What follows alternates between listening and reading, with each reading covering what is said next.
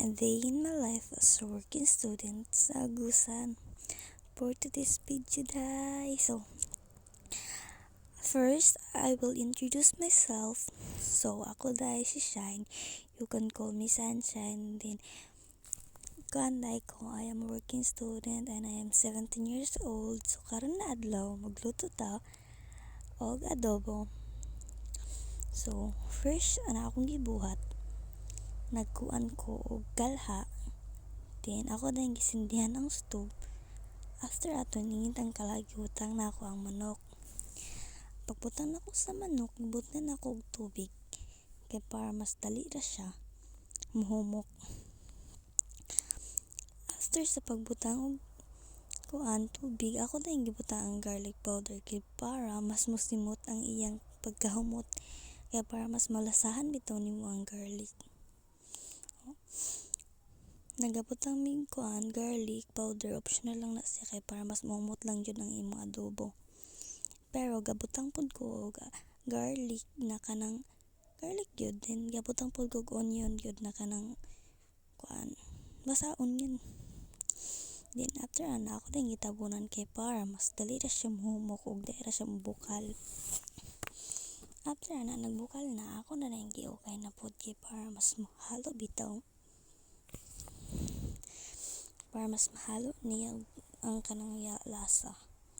Then after ako na itong gibutang tong ingon ako na onion og katong onion og katong garlic kay para mas simutoy ang kalami sa atong giluto. And sa ako ang way na ako magluto akong unahon kay ang manok kay para mas dili siya mahumok.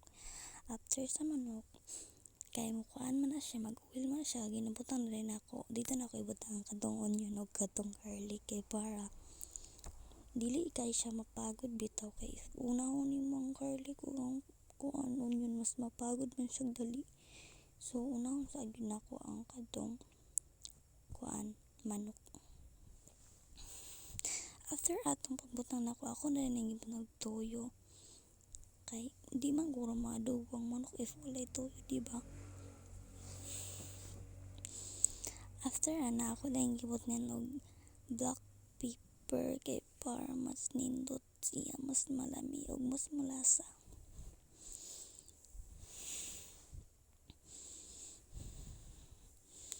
Then after ako na pud ang giutran og butang og toyo kay nakulangan ko sa akong gibutang na toyo kay gamay ra man kaayo to kay last na lang pud to. So but na po nakutro kay para mas lamig yun. Di ako na po na siyang giukay kay para mas mapantay yun ang lasa.